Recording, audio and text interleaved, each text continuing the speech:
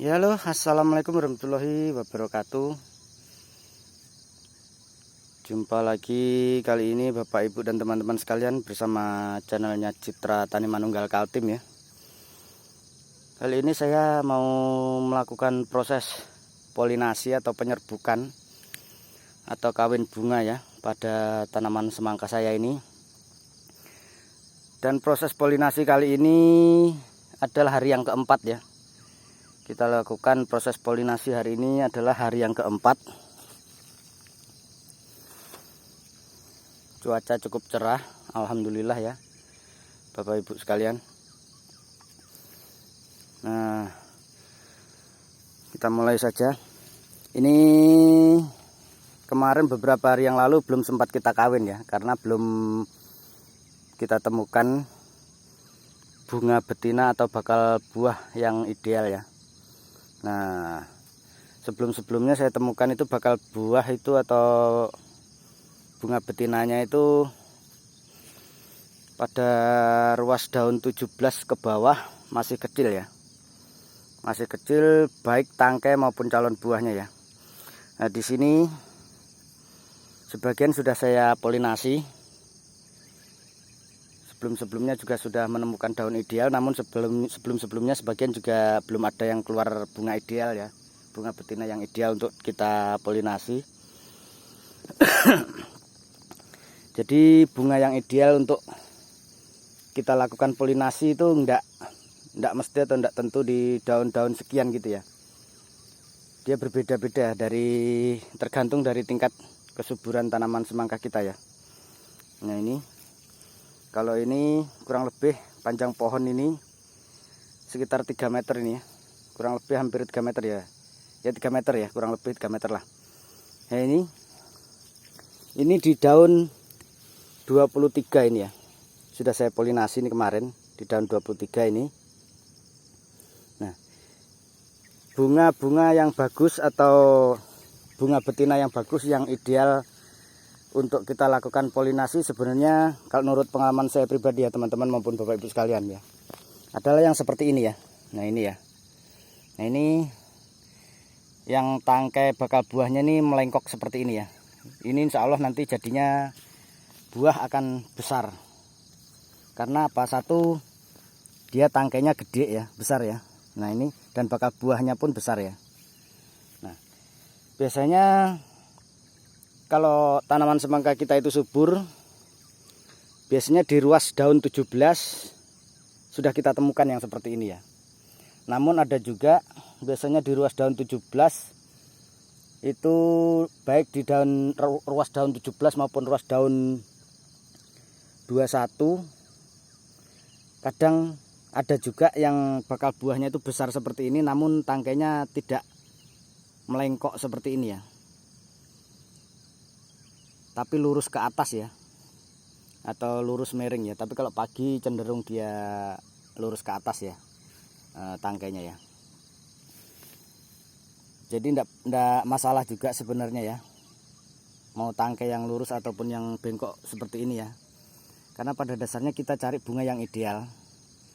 Cuman kalau pengalaman saya pribadi, saya lebih senang atau lebih sering melakukan kawin bunga pada tanaman semangka non biji ini di ruas daun minimal di 19 ya, baru saya adakan polinasi. Jadi pohon sudah figur atau panjang seperti ini, daun sudah lebar sehat, dan insya Allah dengan perawatan yang intensif akan keluar bakal buah atau bunga betina yang super seperti ini ya Bapak Ibu dan teman-teman sekalian ya. Ini kita adakan polinasi untuk hari yang keempat ini ya. Nah, itu serbuk sudah menempel ya, sudah menempel serbuknya. Dan perlu saya tekankan lagi buat teman-teman maupun Bapak Ibu dimanapun berada, di saat kita melakukan proses polinasi, baik dari awal polinasi sampai selesai polinasi, atau dari awal kawin bunga atau penyerbukan sampai selesai musim kawin bunga atau penyerbukan ini, usahakan jangan dilakukan pemupukan dulu ya. Jangan dilakukan pemupukan dulu, sebaiknya pemupukan dilakukan setelah selesai polinasi, penyerbukan atau kawin bunga seperti ini tadi ya. Nah, misalnya hari ini selesai, hari ini keseluruhan misalnya ya, keseluruhan kita adakan polinasi ini selesai hari ini terakhir ya, kurang lebih sekitar 4 atau 5 hari kemudian baru kita adakan pemupukan susulan ya. Karena kalau di saat proses atau musim kawin bunga kita adakan pemupukan, maka bakal buah yang sudah kita adakan atau bunga betina yang sudah kita lakukan polinasi tadi yang sebesar ini sayang ya. Ya seperti ini sudah jadi ya. Nah seperti ini sudah sebesar pentol bakso ini ya. Nah ini kalau kita adakan proses polinasi sebelum selesainya masa polinasi, kalau kita adakan pemupukan di saat masa polinasi, di saat belum selesainya masa polinasi, maka bakal buah yang sudah jadi seperti ini dia akan cenderung jatuh atau tidak jadi atau rontok ya. Nah seperti ini ya, saya contohkan ya. Nah seperti ini. Nah ini karena tidak saya adakan polinasi ya, karena bunga belum ideal ya ini, jadi tidak saya polinasi nih tempo hari. Jadi saya pilih yang ideal, ruas daun di atasnya lagi. Nah kalau kita selama proses polinasi kita adakan pemupukan, dia akan terjadi seperti itu ya teman-teman atau bapak ibu ya. Tidak beda jauh dengan bunga betina yang tidak kita polinasi ya, seperti itu jadinya ya. Maka akan mengurangi bukan mengurangi ya, akan terjadi tingkat kegagalan kita untuk memperoleh buah ya, untuk menjadikan buah ya otomatis ya. Kalau kita adakan pemupukan, jadi usahakan jangan diadakan pemupukan dulu ya, supaya buah ini jadi dulu. Minimalnya diadakan pemupukan susulan setelah masa polinasi atau kawin bunga ini. Kalau saya pribadi 5 hari setelah selesai melakukan polinasi ya bapak ibu dan teman sekalian ya. Jadi sudah kuat buah yang kita adakan polinasi tadi, sudah kuat, sudah besar juga ya. Insya Allah 5 hari setelah kita adakan polinasi, proses selesai, polinasi selesai 5 hari, itu bakal buah yang pertama kita adakan atau yang kita kawinkan bunga pertama kali itu kurang lebih sudah sebesar segenggaman tangan ya, kurang lebih ya, sudah sekepal-kepal itu ya. Kalau untuk proses penyepraian atau penyemprotan di saat musim polinasi begini, kita beralih interval pemupukannya waktunya di sore hari ya. Tetap kita adakan ya, dilihat dari situasi dan kondisi cuaca ya. Kita adakan per seminggu ya, sedang-sedangnya 3 atau 4 hari sekali bapak ibu teman-teman sekalian, dilihat dari cuaca ya. Tapi kalau di musim proses polinasi begini, saya ingatkan lagi, kita adakan penyepraiannya, kita alihkan waktunya sore hari. Karena apa? Kalau kita adakan pagi, kita pagi melakukan kawin bunga seperti ini tadi ya, kita adakan polinasi seperti ini tadi, kawin bunga.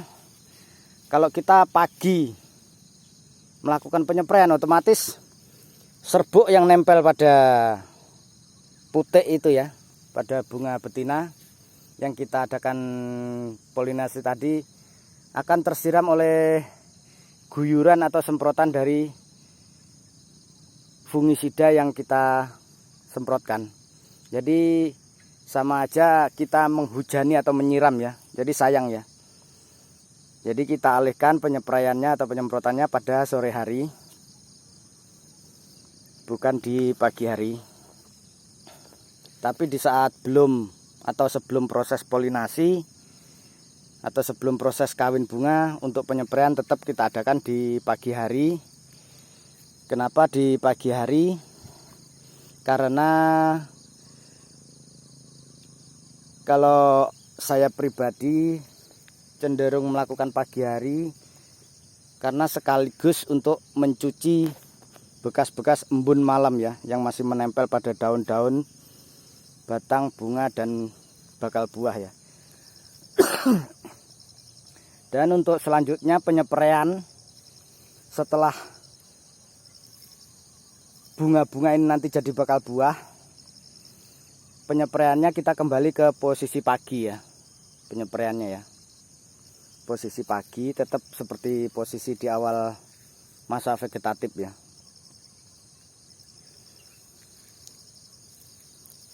Oke, buat Bapak Ibu yang masih nonton video-video dari channelnya Citra Tani Manunggal Kaltim, tak lupa saya ingatkan jangan sampai ketinggalan like, komen, dan subscribe serta nyalakan lonceng notifikasi biar tahu video-video terbaru dari channelnya Citra Tani Manunggal Kaltim.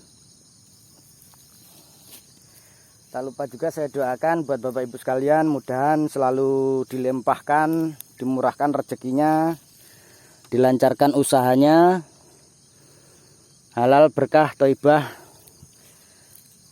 sehat selalu, dan bisa beribadah, naik haji bersama anak istri dimanapun Anda berada. Baik Bapak Ibu sekalian, terima kasih dulu untuk proses polinasi hari yang keempat pada tanaman semangka non biji dari Citra Tani Manunggal Kaltim. Assalamualaikum warahmatullahi wabarakatuh.